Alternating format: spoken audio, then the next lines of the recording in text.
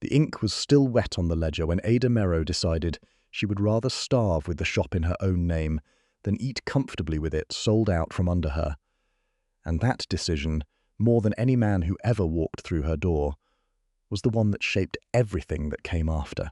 She had buried her husband Thomas in the spring, and by autumn the town of Fenwick Cove had already decided, with the gentle cruelty of small places, that a widow running a print shop alone was a temporary arrangement, a kindness that would end the moment someone practical came along to talk sense into her. They said it while buying her broadsheets. They said it while declining to renew their subscriptions, Mrs. Calloway from the milliners had actually patted her hand and said, "You'll want to sell the press before it eats you alive, dear," as though the press were a debt with teeth instead of the one thing in Fenwick Cove that still made Ada feel like herself. She did not sell it. She rose before the gulls, same as her father had taught her, when she was a girl running proofs between his desk and the compositor's table, and she set type with fingers that had long ago stopped minding the smell of oil and lamp black. The shop had been her father's before it was Thomas's, and there was something in Ada that simply would not let a thing pass out of the family a third time, not while she had hands that worked, and eyes that could still read backwards, type at a glance, a skill she'd had since she was 9, and had never once found a practical use for outside these four walls. The trouble was money, the way it is always money in the end. Thomas had borrowed against the press 2 years before he died, a loan he'd meant to pay down slowly and never got the chance to, and the note had passed, the way such things did, into the hands of Josiah Wren, who held half the debts in the lower town and collected them the way other men collected snuff-boxes, for the pleasure of having them rather than any need of the coin. Wren had wanted the print shop's building for years. It sat on the best corner near the harbour road, and everyone in Fenwick Cove knew he meant to turn it into something that paid better than pamphlets and wedding announcements. He had only been waiting for a Merrow weak enough to let it go. It was in this condition, proud, half-ruined, and entirely unwilling to admit either, that Ada hired a stranger to help her clear the flood debris out of the press room after the October storm, and did not know, could not have known, that the man cording wet timber out of her doorway with his sleeves rolled to the elbow was Edmund Vane. No, not Vane. She would not have thought that name if she'd known it. Nobody in Fenwick Cove would. She only knew him as Edmund Thorne, and that was exactly what he had told her to know, and it was a lie constructed with such care that it barely felt like one, even to him. He had walked into town 3 days after the storm with a knapsack, a coat too fine to have been bought for the work he was doing in it, and hands that had clearly never split kindling before that week, though he was a quick study and did not complain. Ada had needed someone strong and cheap, and willing to haul ruined stock out into the yard before the mould set in properly, and Edmund Thorne had needed, more than he could have explained to anyone, to be looked at by a person who wanted nothing from him but the work of his back and the honesty of his hands.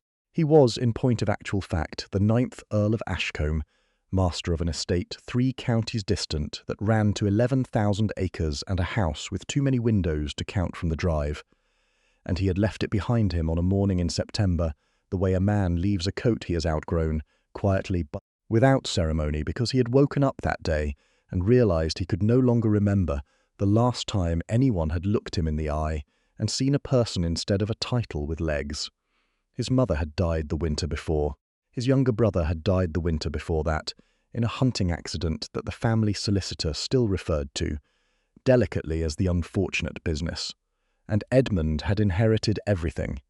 The earldom, the debts nobody spoke of, the tenants who called him my lord, with their eyes on the ground, the endless correspondence that treated him as a signature attached to a fortune. Before he had properly finished grieving either of them, he had gone to his tailor and his banker and his steward every day for 8 months, and not one of them had asked him how he was. They had asked him what he intended to do about the west drainage, and whether he meant to renew the lease on the mill at Corrie, and what his preference was regarding the Michaelmas rents, and none of them, not once, had asked him anything a man might ask a friend. So he had walked out. He told no one where. He had enough coins sewn into the lining of an old coat to keep him modest and unremarkable for a season, and he had gone looking, without fully admitting to himself that this was what he was doing, for a place where nobody knew what he was worth to the penny, so that he might find out, for once in his adult life, what he was worth to a person who had no idea. Fenwick Cove had not been a plan. It had been the end of a road he'd walked because it was there, and Ada Merrow's shop had not been a plan either. He had simply seen a woman standing in a ruined doorway, with water to her ankles and a face like she would rather drown than ask for help.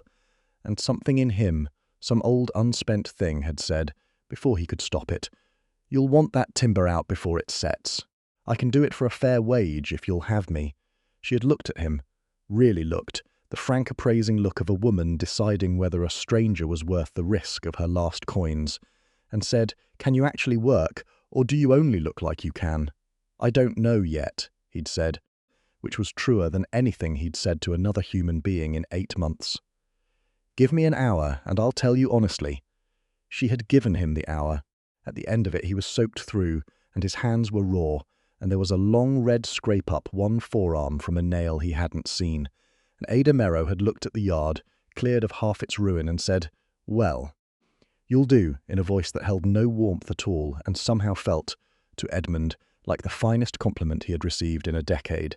He told her his name was Edmund Thorne. It was not, technically, a lie.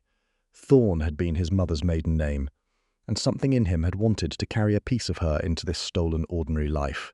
But it was a lie all the same, a lie of omission wearing the coat of a half-truth, and he told himself that was different.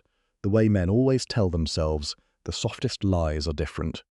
She paid him at the end of that first week, in coins she clearly could not spare, counted carefully into his palm with her jaw set, and Edmund, who had signatory authority over a fortune that would have made her weep to imagine, took the coins with both hands like a man accepting something precious, because in a way he was.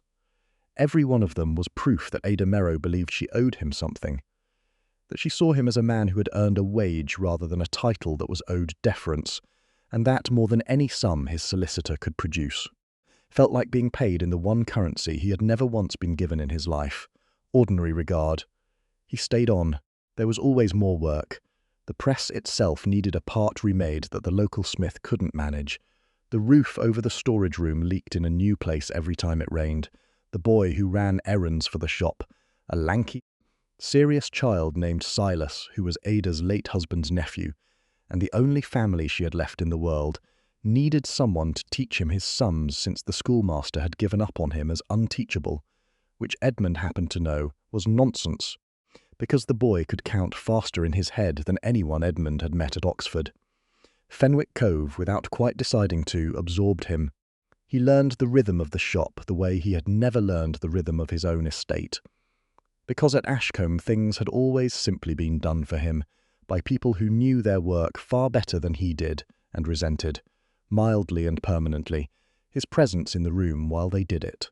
Here there was no one to do the work but the two of them, and Silas when his lessons allowed, and so Edmund learned to set type until his fingers found the backwards letters as easily as Ada's did, and he learned the particular ache of standing at the press for 6 hours, and he learned that Ada took her tea with too much sugar and pretended she didn't, and that she laughed at exactly one kind of joke, the dry, understated kind, delivered as if by accident, and that when she was worried about money she went very quiet and very correct, the way some people go loud. He had never in 31 years been wanted as a man. He had been wanted as an earldom by mothers angling their daughters into his path, wanted as a signature by men who needed his name on their schemes, wanted as an escape by a fiancée 3 years past, who had, in the end, married a viscount with better drainage and sent Edmund a perfectly civil letter about it. He had never once been wanted by a person who believed he had nothing but his 2 hands and his willingness to use them, and Ada Merrow wanted exactly that, and only that, and it undid something in him that he had not known was tied so tightly. She, for her part, had stopped expecting to be surprised by anyone, and Edmund Thorne surprised her constantly. He read faster than any working man she'd ever met, and did it in 3 languages when he thought she wasn't listening, correcting himself once, sharply, when he murmured something in French over a torn manuscript page and caught her eye. He carried himself, she noted more than once, like a man who had been taught to stand a certain way and had never managed to unlearn it, shoulders set, chin level, the particular unhurried stillness of someone who had never once had to elbow his way to the front of a room. She told herself it was simply good posture. She told herself a great many things about Edmund Thorne that autumn that she should perhaps have examined more closely. The old foreman, Hollis Byrne, who had worked the press since Ada's father's day and trusted almost no one, was the first to say what everyone else was too polite or too incurious to say aloud. "That man's had money," he told Ada one evening, watching Edmund walk Silas home through the yard, patient with the boy's slow explanations of tide charts. "Not has money, had it. There's a difference in how a man stands when he's never once gone hungry and never once been told no. He's a hired hand, Hollis. So was I once, to men who thought the same of me as you think of him," Hollis said, which was not strictly an answer, and Ada chose, as she chose about a great many things that autumn, not to press it. The month that followed was, without either of them quite naming it as such, the best either of them had known in years. It was built out of small things, the two of them arguing companionably about whether the second press needed a new roller or only a good cleaning. Silas's shrieking laughter when Edmund taught him to skip stones properly on the harbour, the quiet hour, most evenings when the shop was closed and they sat over the account books together, because Ada had, without deciding to, stopped hiding them from him. He had asked to see the ledgers once, gently, the way a man asks a question he already half knows the answer to, and Ada, who had shown those books to no living soul since her father died, who had refused her own sister's offer of help rather than admit how bad it truly was, had turned them around and let him look. It was worse than the town guessed. Wren's note came due at the New Year in full, and there was no full. There was a fraction and a brave face, and the growing certainty that Wren would take the shop the legal moment the debt lapsed, because he had wanted that corner for years, had only been waiting for a Merrow too proud to ask for help in time. "There," Ada had said when Edmund finished reading, her voice flat in the particular way it went when she was furious at herself for caring. "Now you know. I'm not a plucky little widow keeping her husband's memory alive. I'm a woman propping up a corpse and charging the town admission to watch. You're a woman who hasn't slept properly in 4 months and is still setting better type than any print house in 3 counties, Edmund said. Those aren't the same thing. And it was there at that table, ledgers open between them, that Edmund made the choice that would cost him nearly everything he had rebuilt. He could have told her the truth in that moment. 3 sentences, no more. "I am the Earl of Ashcombe. Wren's note is nothing to me. You need never fear that man again." He held the sentences in his mouth and did not say them, because he could see, with the same cold, clear sight that had once let him read a room full of solicitors in an instant, exactly what would happen if he did. She would not take it. She had refused her sister's charity and the milliner's pity and the town's polite condolences. She would not take a lord's gold across a midnight table, not from a man she had hired for a wage, not to save the one thing she had left of her father and her husband both. She would send him down the road by morning, kindly but absolutely, and the plain, unweighted wanting between them, the thing he had never had with anyone, would be over before it had properly begun. So he chose, as men in his position so often do, the coward's kindness. He would reach back, just once, just quietly, into the life he had walked away from, and lift Wren's hand from her throat, without her ever needing to know a hand had been lifted at all. He told himself it was for her pride. Some of it was. The greater part of it was for the table, and the ledgers, and the ordinary wanting.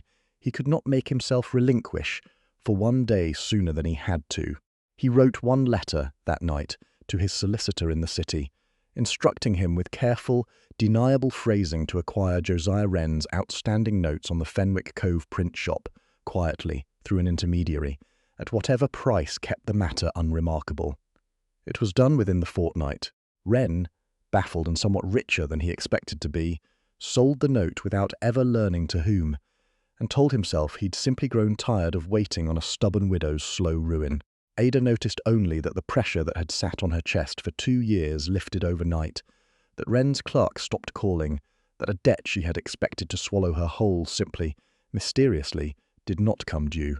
She did not question it the way she might have questioned it a year earlier. because she had, without entirely noticing the shift, begun trusting that some things could simply go right, and that trust had Edmund's hands all over it, though she did not yet know it. The unravelling came, as these things do, from a direction neither of them had guarded. A carriage came up the harbour road in the last week of November. Good horses, a crest on the door that half the town recognised before Ada did, because half the town had relatives in service to great houses and knew a coat of arms when they saw one roll past their windows. The man who stepped down was not Edmund, but his estate steward, a stiff, correct man named Pruitt, who had tracked his employer 3 counties on the strength of a single garbled report from a coaching inn, and who strode into the print shop, removed his hat, and said, with a particular carrying clarity of a man used to being obeyed, "My lord, your aunt has taken a turn, and the matter of the Eastern lease cannot wait on your convalescence in a fishing town any longer." There it was. 2 words, my lord, dropped into the middle of an ordinary Tuesday, and Ada Merrow, standing at the compositor's table with ink still on her fingers, felt something in her chest go very still and very cold, the way water goes still just before it freezes solid. She did not shout. That was, perhaps, the worst part of it, as far as Edmund was concerned. He had braced for shouting, for something he could answer with an apology and a plea, and instead she simply set down the composing stick very precisely, wiped her hands on her apron with great care, and said, in a voice so level it barely carried, "You'll want to see to your aunt, my lord. Silas and I can manage the press without you." And then she walked into the back room and closed the door, and did not come out again that day, and Edmund stood in his own borrowed shop, with Pruitt at his elbow, and understood, with a clarity that hurt worse than any accusation, that he had done to Ada Merrow exactly the thing she had spent 2 years refusing to let the whole town do to her. He had decided quietly, without asking, what she could and could not bear to know.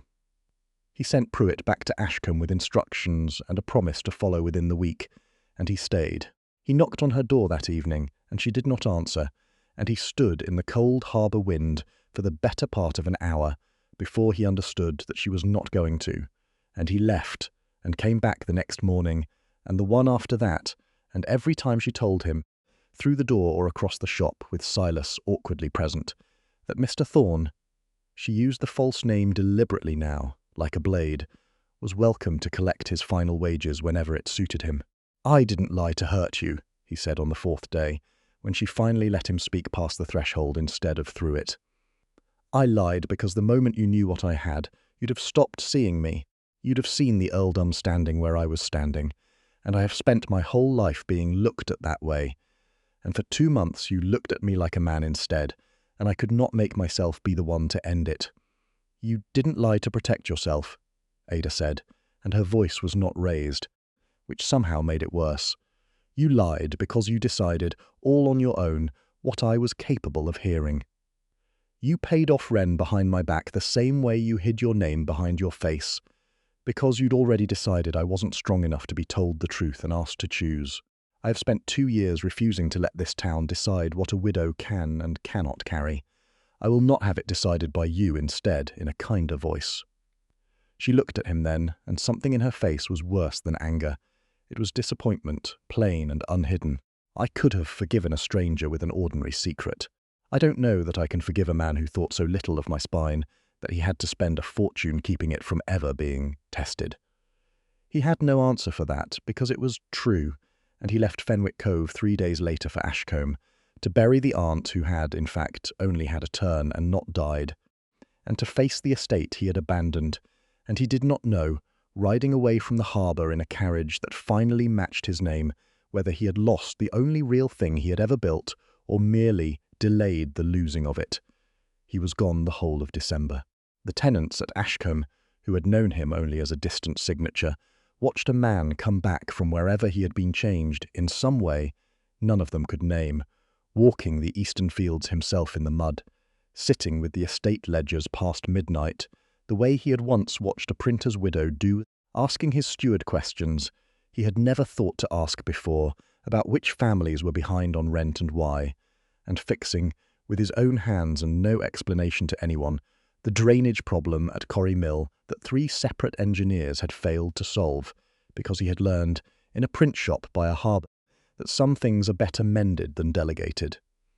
He wrote to Ada once, in early December, a short letter that said nothing of titles or apology and everything of the shop, asking after the second press's roller, after Silas's sums, after whether the roof still leaked in the new place.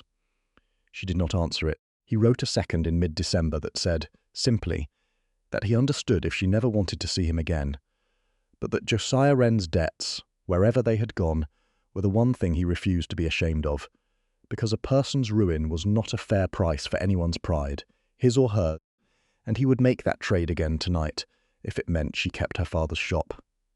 She did not answer that one either, but she kept it, folded small, in the same drawer where she kept her father's watch, which she told no one, not even herself in so many words. He came back to Fenwick Cove on the last day of the year, in the ordinary coat he had arrived in the first time, on foot from the coaching inn, because he did not want a crest rolling up the harbour road ever again in his life, if he could help it. He found Ada in the press room, alone, running proofs by lamplight the way she had the very first evening he'd seen her, and he stood in the doorway the way he had stood in it months before, and said, "I'm not here to ask you to forgive the lie. I'm here because I finally understand what I owe you isn't an apology. It's a choice, put in your hands honestly this time, instead of made for you in the dark." "Go on, then," Ada said, not turning from the press, though her hands had gone still on the frame. "The Earl of Ashcombe can go on being an earl 3 counties away, doing the work he was raised to do, whether or not you ever speak to him again. But Edmund, the man who sat type beside you and taught Silas his tides, and learned what a fair wage actually costs a person to hand over, that man would rather stand at a press in Fenwick Cove for the rest of his life than sit in a house with 100 rooms and none of them yours. I'm not offering you a title. You'd hate it, and you'd be right to. I'm offering the shop stays yours, in your name, on the door, always. And if you'll have him, a partner who works beside you as an equal and asks before he ever again decides what you can carry alone." Ada turned from the press at last, and there was a long silence in which the only sound was the harbour wind finding the gap in the roof that had never, in fact, been properly mended. "You'll have to actually ask me things going forward," she said finally, "not decide them kindly on my behalf. I'll not be managed, my lord, not even by a man who's good with his hands and quick with a joke. I'd rather have nothing at all than have my choices made soft and small for my own good." "On the level you found me on," Edmund said, "or not at all. I'd rather that too." "Then ask me properly," she said, "and mean it." He did, plainly, with ink still under her nails and his sleeves rolled the way they'd been the first day she'd looked at him and decided he'd do, and she said yes the way she said everything true, once, without softening it, and kept it that way for the whole of both their lives after. Wren, when the full account of his dealings finally surfaced in the county paper the following spring, Ada's own press setting the type, with considerable and unhidden satisfaction, was ruined twice over, first by the debts he could no longer collect, and then by the neighbours who had quietly loathed him for years, and no longer needed to pretend otherwise. Pruitt retired to a cottage on the Ashcombe estate, and never once, to his own great private amusement, called Ada anything but my lady, which she pretended to mind and secretly did not. Silas was apprenticed to a shipwright the following summer, and came home most Sundays smelling of tar and full of opinions about hulls, taller in the wrist every time. The shop still stood on its corner above the harbour, and the sign above the door still read Merrow and Sons, printers, because Ada would not have it changed. And beneath it, in smaller letters that had taken the paint, rather better than anyone expected, it now read, and Ashcombe, in a hand that had finally, entirely stopped trying to be anything but exactly what it was. Edmund split his year between the estate and the harbour, doing at Ashcombe what he had learned at a printer's table, asking the tenants what they needed before he decided what they'd get, walking his own drainage ditches in the mud against every steward's advice, and the 100 empty rooms grew a good deal less empty and a good deal less quiet, though never once, by either of their agreement, any less honest than the press room where the whole of it had started, for the price of a fair wage and 2 hands willing to work.